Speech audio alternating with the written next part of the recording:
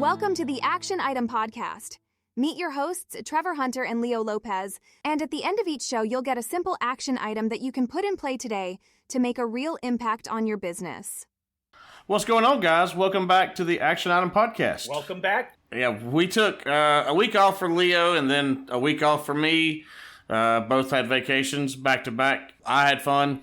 I actually got my sleep schedule back to normal. I don't know if I've ever talked about that. I'm sure I've talked about my crazy sleep schedule with you, Leo. Yep. But I'm actually getting like 7 hours all in one stretch the Wow. past week. So I got to tell you, in kind of the hustle culture of yesteryear, right? I think nowadays people are more convinced now that, of course, doing some personal, health time, mental health time away is part of the work that you're putting in. And so I think, I don't take time off very often, but when I do, it's all or nothing. And I think that, I absolutely recommend to anybody that hasn't had some time in a while, do it. You will come back to the workspace so much fresher, so much recharged. Your output will be so much better. So absolutely. And this was the first time in 22 years that I actually was able to walk away from the business for a week. Everything still functioned the way it's supposed to work while I was gone, and I think I had a call with you once and one other phone call during the entire time, and came back to not disaster. It's great. It's the way it should never be. happened before. It's great. And to be fair, I probably could have done that earlier. I've just always been scared to do so. But yeah, today we're diving into a topic that every business owner faces eventually: difficult customers. But rather than trying to just manage those customers, we're going to get a bit strategic. If your business relies on long-term relationships, taking on every single customer may not always be the best move. Not every client's a good fit, and sometimes it's smarter to walk away than to even start. So my approach is a bit different than Leo's. Leo has a different perspective, or a different set of expertise, so to speak. But my approach is about qualifying clients before the project even gets started. So I've learned over time that not every client's worth the time and energy, or headaches. So the key is to filter out those who might become problems down the road, making sure that their expectations align with what we can actually deliver. So our process is that we start off with a short phone call. This first connection is where they've reached out to me or we've crossed paths some other way, and it's a quick, just initial kind of feeling them out a little bit. It's a chance for me to gauge whether or not we're in the same ballpark. So from that point, we move on to an official discovery call, and this is where I dig down pretty deep, uncover what their real needs are, what their goals are, their budget, their expectations, and what hurdles they actually have. This call is extremely critical because it tells me whether their expectations match what we can do for them, and if they can even be helped. There's a lot of times, we turn down as much, if not more, than we're able to accept because some businesses just can't be helped. Not for the money that they have to spend and so forth. So after that discovery call, if everything lines up, we move forward, create a very detailed proposal. Now, this is an important bit of the process that a lot of folks skip out on. Now, you know what? Before you jump into the proposal, and I'm hearing you loud and clear, the difficult clients, these are the folks that things can go south. They either won't pay, they could be, difficult or demanding or expecting the impossible. It could be cultural, or it could be just kind of in their mannerisms and in the way they treat you.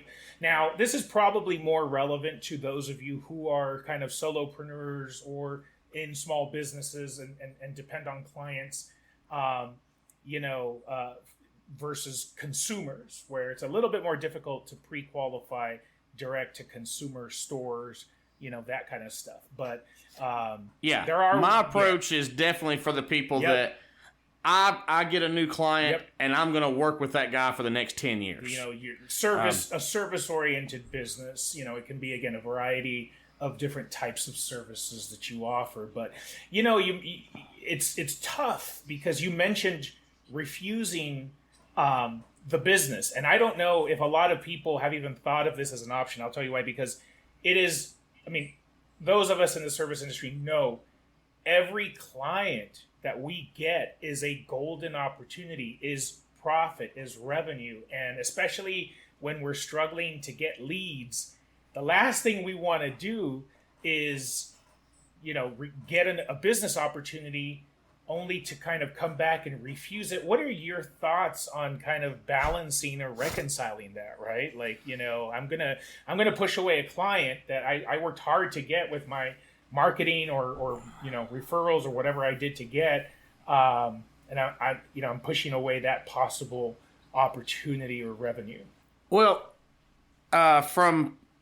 we work with people for a long time. You and I started working together on Calltastic 3 years ago or something.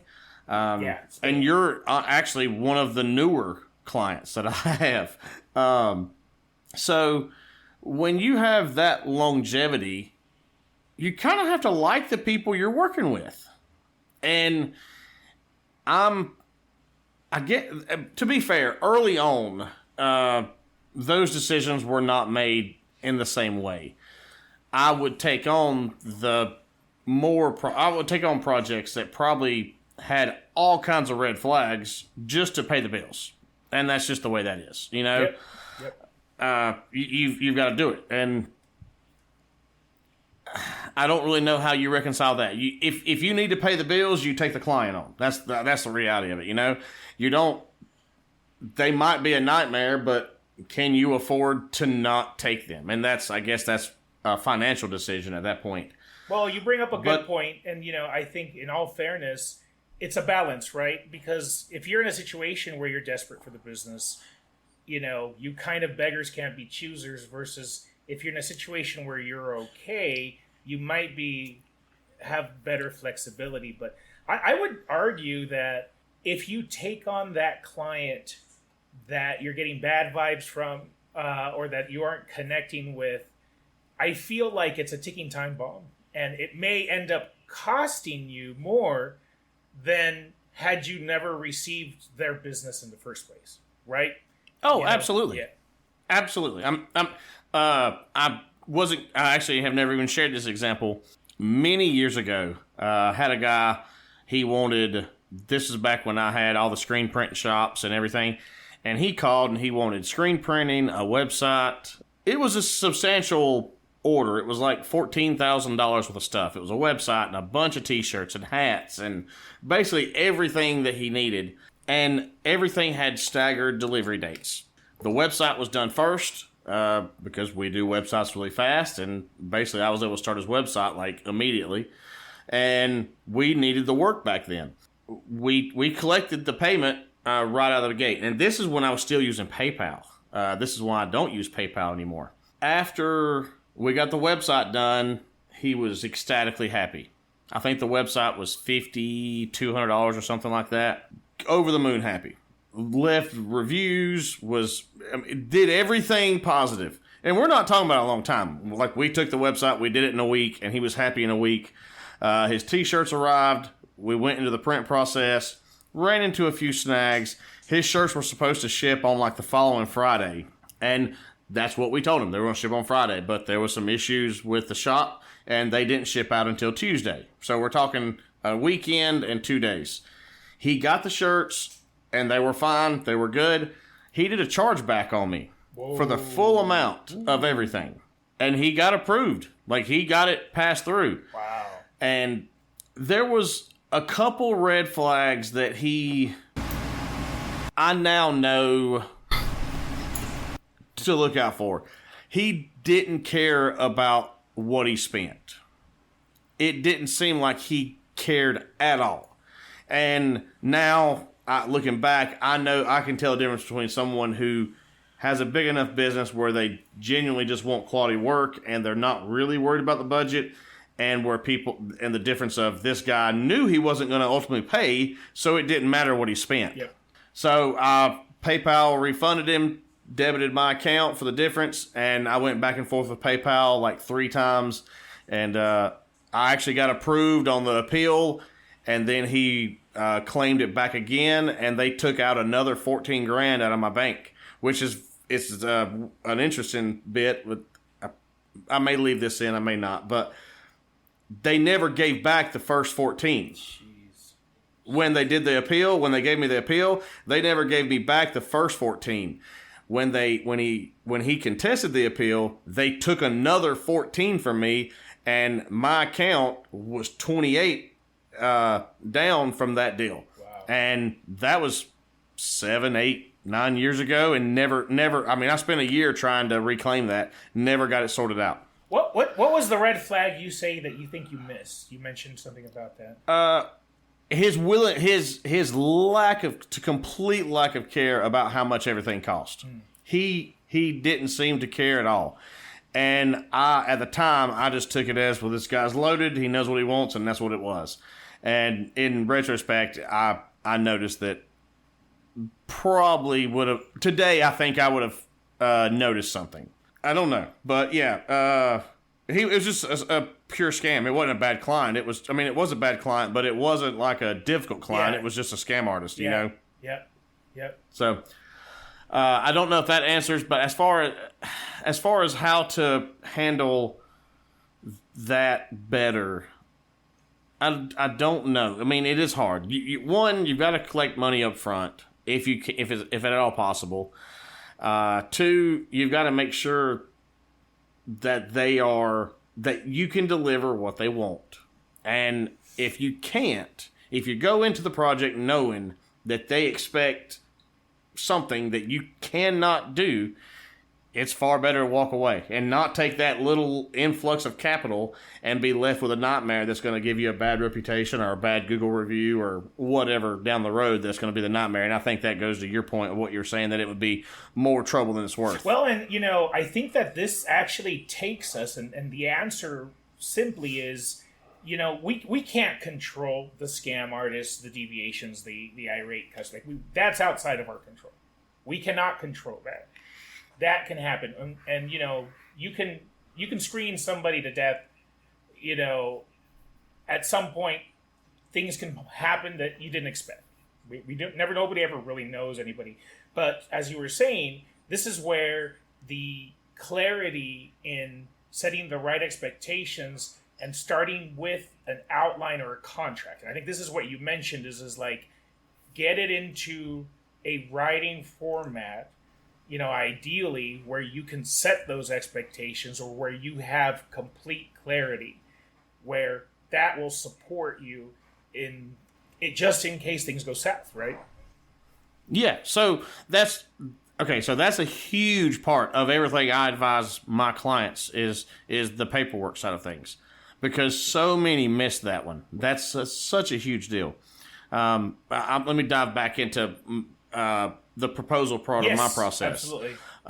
The proposal, it is very detailed. I know that everybody wants to do a quick 1-page proposal, and they feel like that's going to, keep their interest.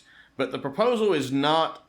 I say this I'm going to get disagreed with, but this proposal is a selling tool, but it's not. It's a place where you lay all the expectations of what you're going to do for them.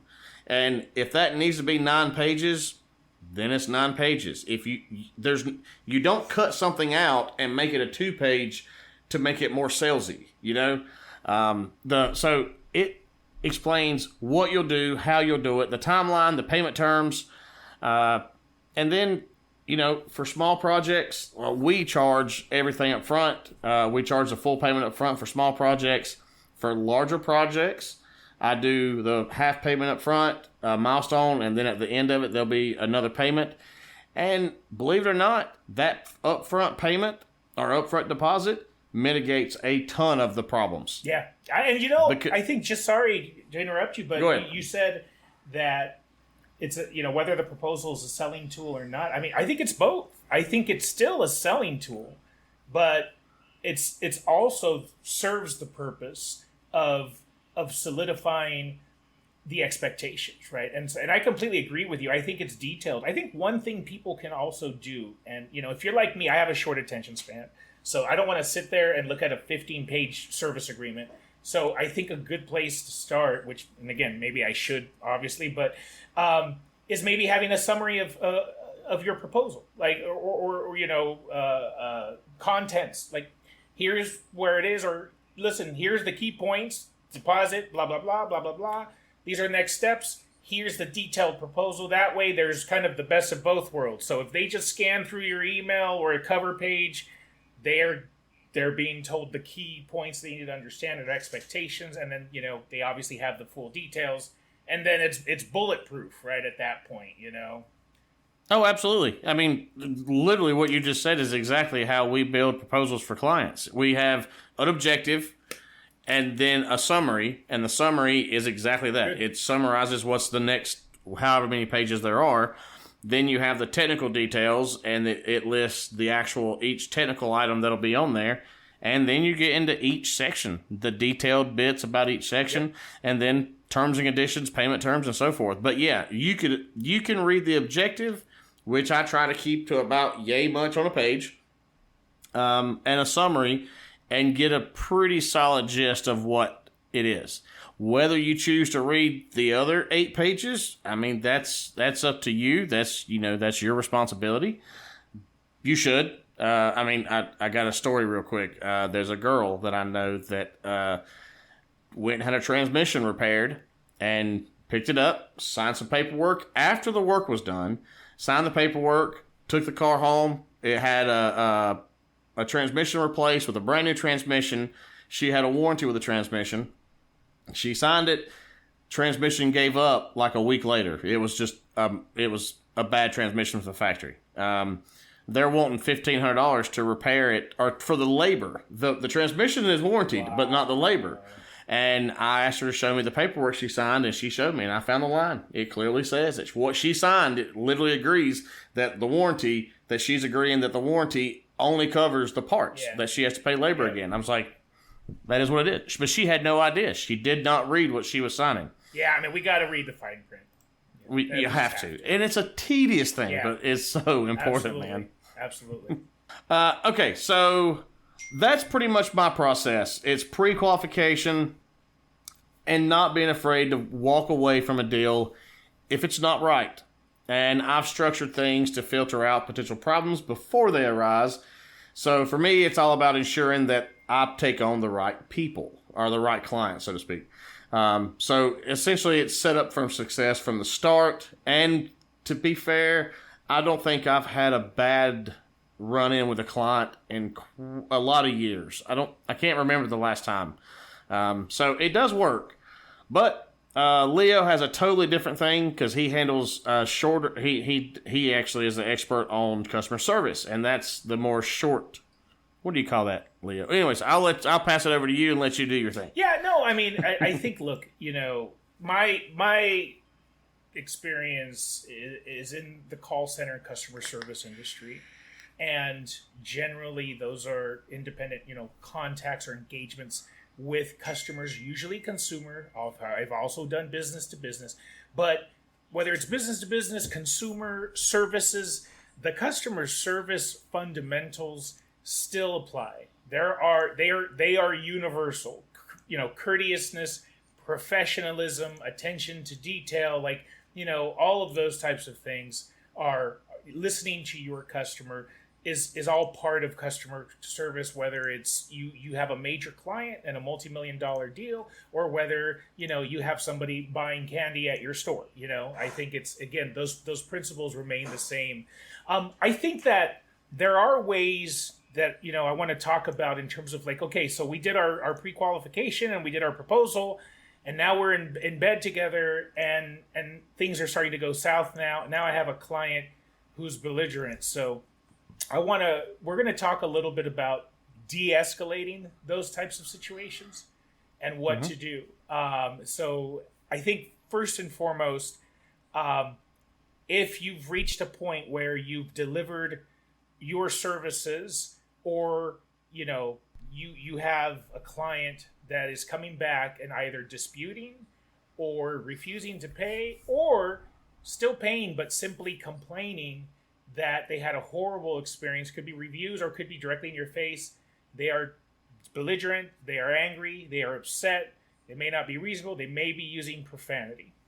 So there's a way to try to mitigate that situation and bring the client back down to earth to try to work out a solution. And so I think the key point number one is take the heat, HEAT.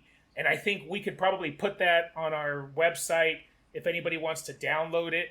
I can give you a copy for uploading, Trevor. But ultimately, it's been in the industry for decades. I mean, I was trained this way in like the early 90s or late 1900s, as my children say. But, taking the heat is, first of all, hearing them out. And that's the H, right? I can't tell you how many times I go to a store or I interact with somebody, professional or otherwise, that if I've got a concern, they cut me off. And sometimes it's not a bad intention. It's just like, they just, okay, let me try to solve this for you. It's like, listen, hear them out. And especially if they're belligerent or angry, the last thing you want to do is interrupt them. Let them get it off their chest. If that takes 5 minutes, if that takes 15 minutes, hear them out. It goes a long way. And I will tell you, somebody may leave unhappy, somebody may not be your biggest fan, but hearing them out is, a big step of, towards trying to solve things and trying to leave with a reasonable, I think, reputation from this person. So, but hearing them out. The E of take the heat is empathy. And it's not just kind of the disingenuine, I'm so sorry that you're frustrated, kind of thing. I think it's making sure that you truly, truly convey to your customer after you have heard them out, Trevor, I've heard your points. This is what I'm hearing and understanding, and I know that this was not the experience that you were looking for. And, recognizing that, empathizing, or even go as far as saying, I don't think I would be a fan of this experience either, gives you essentially at least an opportunity to convey to the client that you hear them and that you empathize with them, that they're not just another cog. The third part is the A of take the heat, and that's to apologize. And again, so you've heard them out, you've conveyed that you understand their frustrations and that you would feel the same way in their situation. And I think the next step is to really genuinely apologize and say, listen, I am really, truly sorry that things came to this. Again, it's very short, doesn't have to be long. Again, it has to be genuine, right? Not just, I'm so sorry. Like, I am really sorry that it came to this. I am so sorry that, we're ruining your day. Then the last part of take the heat is taking responsibility and taking action. Taking the heat is something that I've practiced, whether I'm de-escalating a situation where I have a customer whose shipment has been delayed and it was for a birthday party and they're really upset, all the way to a multi-million dollar contract where I have a customer. And in fact, I'll bring this up just recently. This kind of ties really well into what we're talking about. We just recently onboarded a client, and our services are a little different than traditional services in this space. I won't get too much into that, but the bottom line is usually you fund your account first. We build out the operations for you, as opposed to invoicing you and then you pay after. And so this client missed every line item of our proposal, missed the call for onboarding. Basically, this is the CEO, and missed all of the communications around how we work, and assumed that we were just going to bill them the same way their current partner bills them. And it's like, no, it doesn't work that way. And he was coming back with, you are making it really difficult to work for, with your business, Leo. Like, my current partner bills me this way. I don't know why you guys do it this way. This is news to me. And, we had a big email exchange. The same practices. Obviously I read through what he had to say. And I said, I appreciate his frustration. I told him that, I empathized. And I said, look, I know we are new in our partnership and we're getting off the right foot. And that's deeply concerning to me that you feel this way. And then, through the course of taking the heat, I did apologize, but I also took action. And my action was, I reassured him that we were pretty transparent from the beginning, but I didn't dwell on that. Remember, this whole thing about the customer is always right. I'm not going to get into right or wrong here. It's not even about right or wrong. At this point, I am just sidestepping the whole thing and recognizing and just reassuring him that we were very transparent with our process. Sorry he feels this way, but, here's what we can do. We've already started operations. We will continue recruiting. We can give you some more time to submit your payment. And, and we worked it out. And we worked it out because this partnership is new.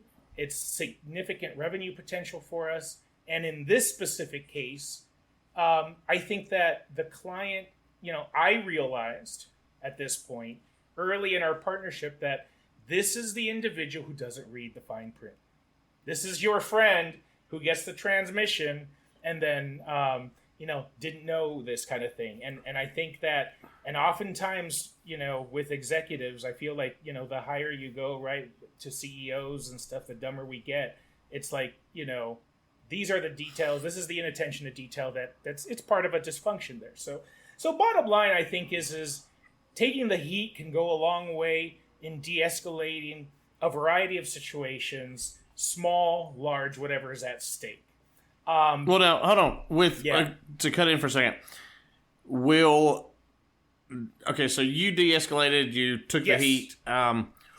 Will you now change your qualification process and in the early stages of the discovery and that kind of thing? I know you put that in your proposal, but will you change anything now to make that payment process a bit more obvious? Absolutely. I think that, and I will be completely transparent with everybody here.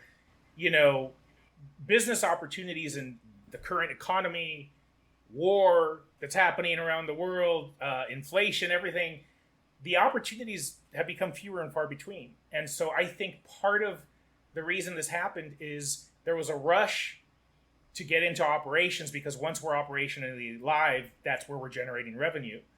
And so I think there were some corners that were cut. I mean, I think we have a pretty reasonable process, but I think where we failed was we didn't hold ourselves to our own process and say, listen, I can't start recruiting until we have a conversation and we review the service agreement. And actually putting a hard stop on that. So there was definitely some lessons learned. I think there's definitely opportunities where I want to make it a little bit easier. I mean, even if it's like an explainer video that's 60 seconds that hits all the key things that someone like my client could breeze through and be educated at least, right? I think, So we're going to look at ways to do that, but you're right. I think there's definitely opportunities to look at how we do onboarding, orientation, and set the right expectations. It's a bit ironic if you think about it, and I've been in not in the same scenario, but in similar situations. You're in a hurry to make money or to get the money like locked in and the deal done. Yep. So you skip processes, and because you did that, it actually almost cost you the money that you were trying to make. Yeah, absolutely. I mean, we could do a whole episode on sticking to the process and never deviating, because it works. We build process, like your process now changed a little bit. You now have another step because you experienced something new, and now you're going to take that nugget and put it over here into your process, and that will be there for the next 20 years or 30 years or 40 or whatever. I think to your point about process and sticking to it, I think there's always going to have to be a certain level of flexibility in business. We know that. And we know that of course. We know that a board that's stiff is going to break. It needs to be able to bend. However, I do think that there is a room for kind of the non-negotiables. And I think that we can flex on the terms of invoicing. We can flex on payment methods. We can flex on just about every aspect of the solution. But we need to stand our ground in certain boundaries where we say, the one thing I can't really do for you is launch without XYZ. Like, this is it. Everything else I can help you with, but I can't do this without that. I've had a couple of scenarios where we've onboarded a new client, and very early on in the partnership, it's become apparent that they have a very specific approach in their corporate culture that does not work well with ours, and specifically, like the guy that was constantly berating. Absolutely. Look. Yeah, in your emails. These are the clients that always under, veil of threat. If you don't perform, I'm going to shut down the program. They kind of like this, what as toxic leadership. And, and if this is your leadership style, screw you. But, berating people, talking down to my leaders, telling me your leaders have no idea what they're doing. Or, I don't know where you guys are, this is amateur hour. I'm getting bullshit. Like, very accusatory, very aggressive, kind of very hostile. And, at first I just kind of did my take the heat, at a certain point though, it was getting to the point where my leadership is like, these guys are out of control. And I finally took a step and I said, look, I sent an email, and as diplomatically and as professionally as I could, basically brought them a ultimatum, very professionally. And essentially what I said was, we understand that you have a way of managing. Cultastic understands the mission. We don't need to be reminded under threat that if we don't perform or deliver, that you'll go to someone else. That is always your choice.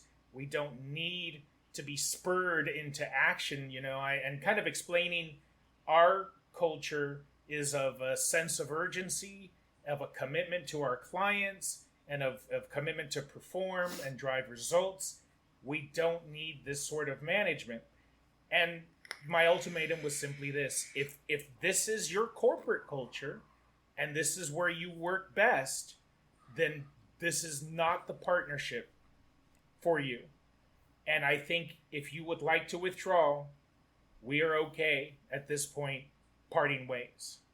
If you believe that there's an opportunity to continue working together and you are comfortable adapting to our approach, or meeting us somewhere in there, then, something to the effect of, if you stop doing that bullshit and not so many words, then we're happy to continue our partnership. So in other words, listen, this is what we're getting and we don't need your shit, and in a very professional manner.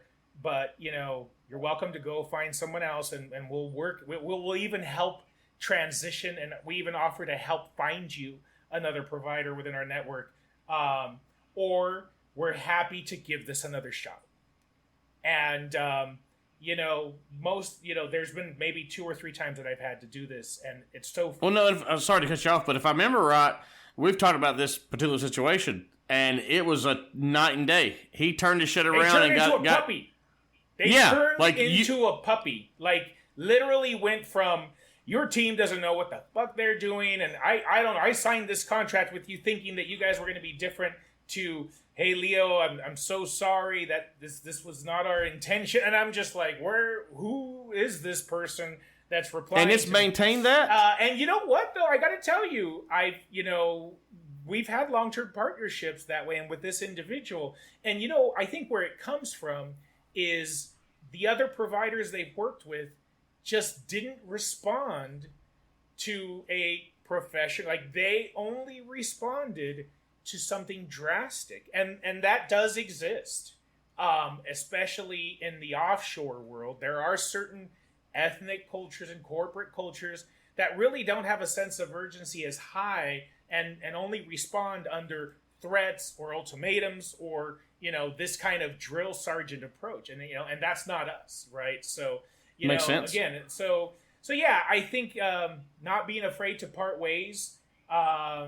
We did terminate a client. I did have one client where we actually didn't give them the ultimatum. We just basically said we're going to sever the partnership at this point. And again, always very professional, always offering additional support, no matter how much I wanted to strangle these people and just part ways. So the balance really, and this is purely a judgment call, it's about what is good for your business, and what is the balance between what's good for your business and what's good for the client experience, and trying to find a good level of balance between those two things, right? And so at the end, that's what customer service is at a core. But if I have a client who's doing X, and this is at a detriment, and it's not just financial, right? It could be emotional detriment. No, it's not worth not sleeping. It's not worth indigestion. It's not worth stress and anxiety to support a client who talks down to you. Again, at least me and this individual, there's no amount of money in the world you could pay me to put up with that. Like, I will eat out of a garbage can before I put up with that. So, and again, that may be why I spend so much time on the qualification process. Yes. Is because I am absolutely not built to handle abuse. the take the heat part. Yeah. I'm trying to think of. Okay, so when you were describing the take the heat part, it's kind of funny because I feel like that does transcend business. Like, I feel like I deal with my 10-year-old like that. My wife. I don't have one of those and never will, but smart man. Yeah, I do the I go through those steps with my 10-year-old. But yeah, so I think that transcends, but I'm not built for that as the abuse part of it. So I do the qualification thing because I'll tell them to get bent. Yeah. Like if they're, if we're not a good fit, we're not a good fit. I'm not going to say get bent, but I don't recall a client that we've had to part ways with. I'm sure it's happened at some point in the last 20-something years, but I don't remember one that we've had to part ways with late in the project. Like, very, very early, like, there was some very early, I can remember a couple that we've had to, like, refund immediately because we realized that, this is not the right fit. But I'll tell you something else, though, the interesting thing about walking away. When you go through that discovery process and you build everything up and you've got this proposal out and something happens and you realize that they're not the right fit for your business, and you politely tell them, I just don't see this being a good fit, and I don't think this is right for us at this time. A lot of the time, they come back heavy. Like, oh, why? What can we do? How can we... They come in and are... Reverse psychology. I don't want your business, right? And then it's like, wait, I want to give you my business. Well, it's not that, because I guess you probably could abuse that, but it was never that. But then they come back and they come back to the table with a better mindset, and occasionally we come to terms and end up, in a nice relationship. But it's interesting. That's interesting. It's almost like it's funny. I've heard some people say it's called kind of the velvet rope effect. Yep. Somebody once told me, I don't know if I agree with this 100%. I think there is some truth to it, but they're like, look, executives, business people, we have egos. There's an ego there. And if you try to beg someone to look at your pitch, chances are they're not interested. But if you come back and say, I have something that's invitation only and that you qualify for and that you have to apply for before we'll consider doing business for you, there are some people that seem to respond to, well, why wouldn't they work with me, kind of thing. So it's interesting. I mean, I'm sure there's certain individuals where that type of, approach works. And I've seen it where it's like, we only work exclusively with these types of clients kind of thing. And, contact us to see if you qualify. I mean, I don't know that I would ever go that far. But yeah, so it's interesting. I can tell you for sure. I mean, because we genuinely do have a process kind of like that. And it is, our process is actually genuinely that way. If I knew what I know today, I would have done that process many years ago because I see what it can do. And I don't know if it's because we're better known or whatever. But I don't know if it would have worked 10 years ago, but I would have tried it 10 years ago if I had known it was a thing. Yep. Makes sense. Are we ready to jump into this week's action item? Yeah. All right. Yeah. So this week's action item is a two-part deal. It's to implement your own pre-qualification process, whatever that means for your business. Get something down on paper, identify a qualifier, something specific that can help you filter out the types of customers or clients that you'd rather not work with. It could be a question that you ask, a field on your contact form, or something you incorporate verbally into your discovery call. The key is to integrate that qualifier into your process so that you can identify the potential problem clients early on. And you have the take the heat is your aspect of that. Can you explain that briefly? The taking the heat is basically, and I can give you the template so we can share it with our audience. Is the hear them out, empathize, apologize, and take responsibility if situations have gone south with the client, right? And that's kind of, again, taking the heat if you do end up in a situation where you need to. All right, so that part will be the form that we have, or a document that we have on the website. The link will be in the description. But I think the auction item, and I've seen this example with other service companies. Like there's a plumber who you have to be the property owner, or they can't come. Like, I can't help you. I'm sorry if you're a tenant, unless it's a certain, it's a clog or something. But if it's major work, digging up yards, like they're like, we need to work with the landlord kind of thing. That's one example. I mean, there's a lot of different examples. It's we have a document in our legal kit that we give to that we work with clients with. That is literally that document. It's a landowner approval, or it's something that if somebody is not the landowner but they're leasing the land or renting the land, they can have the landowner sign and give permission. I mean, that's a huge deal. Yep. So there's ways to just sit down and think. Obviously, this is my ideal client profile. Maybe think about situations where you've had a client that's less ideal, and maybe what are those aspects. And I think go back to your pre-qualification process. I think after this recent experience, we're certainly going back to our proposal process to see what we can change to adapt it to where I can get someone's attention who has very limited attention span and make sure I'm still protected, and finding that right balance between the two. Good deal.